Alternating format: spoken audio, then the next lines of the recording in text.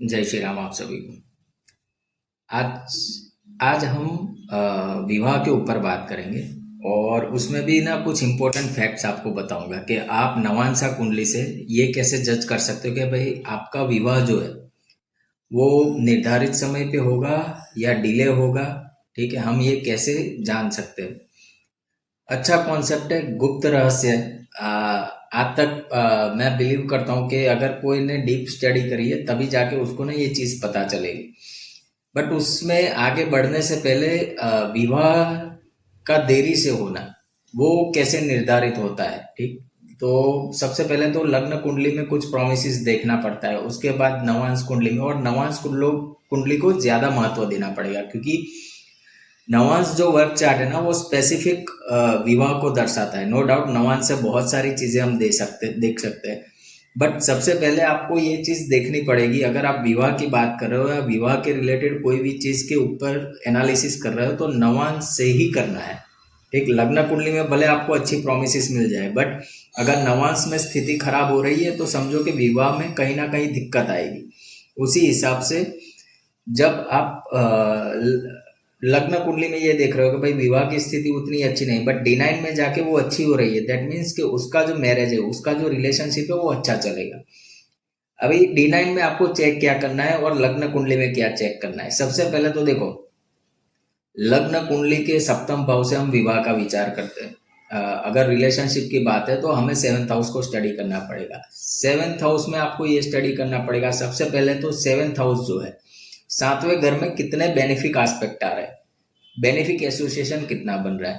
ठीक, अगर benefic association बन रहा है सातवें घर में तो एक पॉजिटिव पॉइंट है, प्लस पॉइंट है, बट उतने से क्या ये सीमित है? नहीं। फिर आपको ये भी चेक करना पड़ेगा कि जो सेवेंथ हाउस लॉर्ड है वो कितने बेनिफिक एसोसिएशन, दोनों चीज आपको देखनी पड़ेगी। और उसके साथ साथ आपको भवत भावों का नियम भी भूलना नहीं है। भवत भावों का नियम यह है कि कोई भी हाउस से उससे आगे वाला, यानी वो जितने हाउस दूर है वहां से वापिस से उतने हाउस दूर जाना है, वो भी इंडिकेशन देता है मैरिज की। अभी सिंपल है, मैरिज सप्तम भाव से देखते हैं, किसकी मैरिज देखना है? लगन की, यानी अपनी सेल्फ की पर्सनालिटी। ठीक, तो आपको फर्स्ट हाउस को भी स्टडी करना पड़ेगा। फर्स्ट हाउस में कितना बेनिफिक एसोसिएशन बन रहा है, फर्स्ट हाउस लॉर्ड को कितना बेनिफिक एसोसिएशन बन रहा है। ठीक, तो पहली कंडीशन तो ये समझ लो कि लग्न कुंडली के अंदर आपके first house, seventh house, first house Lord, seventh house Lord, इनमें अगर बेनिफिक एसोसिएशन ज्यादा है तो ये एक इंडिकेशन मिल रहा है कि भाई विवाह की स्थिति अच्छी है, विवाह जल्दी से यानी नियत समय पे हो सकता है, और साथ साथ में कोई ऑब्स्टेकल्स लगन कुंडली से तो नहीं दिख रहे हैं हमें। ठीक है, क्योंकि सब जगह बेनिफिक एसोसिएशन बन रहा है। मान लो कि फर्स्ट हाउस में मरकरी बैठा है, सेवेंथ हाउस में वीनस बैठा है। ठीक, तो क्या हुआ, एक तो मरकरी फर्स्ट हाउस में बैठा है तो उसकी सप्तम दृष्टि विवाह के घर में जाएगी, जो उसका फ्रेंड का ही घर है, यानी वीनस उसका फ्रेंड है ना, Venus and Mercury both are friends. तो एक तो बैठा है शुभ प्लेनेट, देख रहा है शुभ प्लेनेट, उसी हिसाब से आप सेवेंथ हाउस से चेक करोगे तो सेवेंथ हाउस में वीनस बैठा है, वहां से वो एस्पेक्ट दे रहा है फर्स्ट हाउस को उसके फ्रेंड को, तो क्या हो गया, ये भी बेनिफिक एसोसिएशन हो गया। तो ये जो कंडीशन है, शुभ ग्रहों की कंडीशन बन रही तो वो अच्छी कंडीशन बन रही, इससे ये इंडिकेशन है कि विवाह अच्छा है। अभी उसको सिर्फ आप रिवर्स कर दो। रिवर्स में आप कैसे करोगे कि भाई फर्स्ट हाउस यानी लगन को मेलिफिक प्लैनेट्स देख रहे हो, मान लो आपका सेटन फोर्थ हाउस में बैठा है, मार्स आपका 10th हाउस में बैठा है, क्या हुआ, सेटन का 10th एस्पेक्ट चला गया लगन के ऊपर, मार्स का 4th एस्पेक्ट चला गया लगन के ऊपर, राहु लगन में बैठा है, केतु सप्तम में बैठा है। अब बताओ इस व्यक्ति का विवाह क्या दिख रहा है आपको, क्योंकि सब जगह से क्या हो गया, अभी सब जगह से ये मेलिफिक एसोसिएशन में आ गए। एक तो लगन में मेलिफिक प्लेनेट बैठा है, केतु वैसे भी सप्तम में डिटेचमेंट दिखाता है लाइफ पार्टनर से, समझ रहे हो। तो आपको कोई भी हाउस स्टडी करना है तो पहले बेनिफिक एसोसिएशन और मेलिफिक एसोसिएशन चेक करो। दूसरी कुछ कंडीशंस अलग ज्योतिष की भी मैं बताता हूँ। जब भी शनि शुक्र इकट्ठा होते हैं, एक ही हाउस में हो या तो फिर ट्राइन में हो शनि से शुक्र, तो भी शादी डिले होती है। ठीक, क्योंकि शनि क्या है, शनि डिले को दिखाता है, शुक्र शादी है, मैरिज शुक्र से देखते हैं। तो लगन कुंडली में तो हमने देख लिया, आज उसकी ज्यादा बात नहीं करेंगे, बट मैंने आपको एक ओवरव्यू दे दिया। अभी जो आज का मुझे कॉन्सेप्ट आपको समझाना है वो इंपॉर्टेंट है। कॉन्सेप्ट में आपको नवांश देखना है, और नवांश में आपको चेक क्या करना है, वही चीज चेक करनी है। First house Lord, seventh house Lord, और उसमें भी सेवेंथ हाउस लॉर्ड बाद में, क्योंकि कोई भी वर्क कुंडली है ना, वर्क कुंडली का जो लगन है ना, उस पर्टिकुलर इवेंट का दारोमदार है, इतना समझ लो। मान लो आप अपने सिबलिंग्स के बारे में जानना चाहते हो, तो आपको D3 का लग्न एनालिसिस करना पड़ेगा। आपको आपका करियर जानना है तो आपको D10 का लग्न एनालिसिस करना पड़ेगा। तो इसी हिसाब से नवांशा में भी आपको नवांशा का लग्न एनालिसिस करना पड़ेगा। अभी इसमें रूल समझ लो, रूल क्या है इसमें ना, थोड़ा ट्रिकी है रूल। यानी नवांशा का जो लगन है, पहले तो ये चेक करो कि लग्न में कितने शुभ प्लेनेट की दृष्टि आ रही है, ठीक। और लगन में शुभ प्लेनेट भी बैठा हो। पहले तो ये समझते हैं कि लग्न क्या दिखाता है। लगन ये दिखाएगा कि इस व्यक्ति को इच्छा भी है कि नहीं है।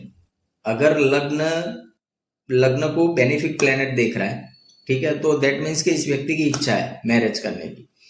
और मेलिफिक प्लेनेट देख रहा है, मेलिफिक एसोसिएशन ही बन रहा है लगन के अंदर, तो फिर व्यक्ति को इच्छा ही नहीं शादी के लिए, समझ रहे हो। और लग्नेश क्या है, D9 का लग्नेश वो कार्य कराने वाला है कि भाई शादी कराएगा तो कौन कराएगा, वो लग्नेश कराएगा, समझ रहे हो। अभी मैं यहाँ पे एक चार्ट ड्रॉ करके आपको समझाता हूँ कैसे इसको स्टडी करना है। मान लो ये आपका D9 चार्ट है,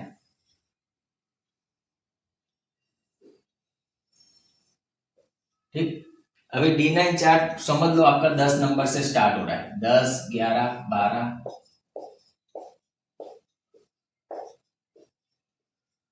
ठीक। अभी इसमें लग्न पे कितने शुभ प्लेनेट की दृष्टि जा रही है वो आपको चेक करना है। अभी इस कंडीशन में विवाह समय पे कैसे हो जाएगा वो मैं बताता हूँ। एक तो आपके लग्न पे, यानी लग्न के ऊपर बेनिफिक एसोसिएशन हो, प्लस लग्नेश में भी बेनिफिक एसोसिएशन। यहाँ पे लग्नेश कौन है, शनि है। अभी मान लो शनि यहाँ पे बैठा है और उसके साथ जुपिटर बैठा है, तो ये क्या होगा, ये एक बेनिफिक एसोसिएशन होगा। लग्नेश के साथ बेनिफिक एसोसिएशन होगा। दूसरा, लग्न में कैसे बेनिफिक एसोसिएशन होगा, जुपिटर 5th हाउस में बैठ के उसके 9th एस्पेक्ट से लग्न को देख रहा है, समझ गए। तो क्या हुआ, इस कंडीशन में शादी टाइम से हो जाएगी, क्योंकि लग्न में भी बेनिफिक एसोसिएशन है, लग्नेश के साथ भी बेनिफिक एसोसिएशन है।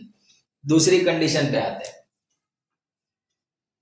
लग्न में तो बेनिफिक एसोसिएशन मिल रहा है बट लग्नेश के साथ नहीं मिल रहा है, लग्नेश मेलिफिक एसोसिएशन। यानी क्या हुआ, लग्न बेनिफिक है यानी आपको इच्छा तो है, बट लग्नेश क्या हुआ, जो कराने वाला है आपका विवाह, जो कराने वाला है वो मेलिफिक एसोसिएशन में आ गया। तो वो क्या कहेगा कि भैया तुझे शादी तो करनी है बट इतनी जल्दी नहीं करवाऊंगा। जैसे यहाँ पे सैटर्न अष्टम में चला गया और उसके साथ सन बैठ गया, अब क्या होगा, समझ रहे हो। अभी अभी ये डिले करवाएगा, ठीक, समझे। लग्न में अच्छा एसोसिएशन बन रहा है बट जो लग्नेश है, लग्नेश के साथ अच्छा एसोसिएशन नहीं बन रहा है। अभी तीसरी कंडीशन लेते हैं। तीसरी कंडीशन में क्या होगा, लग्नेश बेनिफिक एसोसिएशन में होगा और जो लग्न है, यानी लग्न आपका मेलिफिक एसोसिएशन में और लग्नेश बेनिफिक एसोसिएशन में। यानी यहाँ पे जुपिटर यहाँ बैठ के इसको तो देख रहा है, ठीक है, जुपिटर नहीं है, मान लो यहाँ पे अभी जुपिटर नहीं बैठा है, यानी लग्न मेलिफिक एसोसिएशन में। तो हम उसके लिए क्या करेंगे, यहाँ मंगल को यहाँ रखते हैं, तो मंगल से 4th एस्पेक्ट पे ये आ गया। दूसरा, यहाँ पे मान लो शनि बैठा है, तो क्या होगा, लग्न मेलिफिक एसोसिएशन में आ गए, ठीक। शनि को नहीं बिठाते क्योंकि फिर फर्स्ट लॉर्ड फर्स्ट हो जाएगा। दूसरा कोई प्लेनेट ले लेते हैं, चलो यहाँ शनि ले लेते हैं हम, सूर्य, ठीक है। तो क्या हुआ, लग्न मेलिफिक एसोसिएशन में आ गया बट लग्नेश जाके किसी शुभ ग्रह के साथ बैठा है, यानी यहाँ बैठ गया, ठीक है, और यहाँ पे यहाँ बैठा देते और यहाँ पे मर्क्यूरी बैठ गया उसके साथ, तो क्या हुआ, बेनिफिक एसोसिएशन होगा। तो अब ये क्या होगा, लग्न यानी व्यक्ति की इच्छा नहीं है, क्योंकि मेलिफिक एसोसिएशन में है ना, तो लग्न से क्या पता चलेगा, इच्छा पता चलेगी, बट कराने वाला कौन है, प्लेनेट, जो उसका लग्नेश बन रहा है। तो अभी ये क्या करेगा, ये बोलेगा भाई तुम्हारी इच्छा नहीं है बट मुझे तो करवाना है तो मैं करवाऊंगा। तो वो जो ड्यूअलिटी आ रही है ना, उसमें चीजें डिले होगी, समझ गए। तो पहला मैंने क्या बताया, लग्न बेनिफिक एसोसिएशन में हो, लग्नेश भी बेनिफिक एसोसिएशन में हो तो टाइमली मैरिज हो जाएगा। दूसरा मैंने क्या बताया आपको, लग्न बेनिफिक में हो और वो मेलिफिक में हो तो डीले, यहां पे भी डीले। अभी मुझे एक चीज बताओ, लग्न आपका मेलिफिक में हो और लग्नेश भी मेलिफिक में हो तो क्या होगा, शादी नहीं होगी।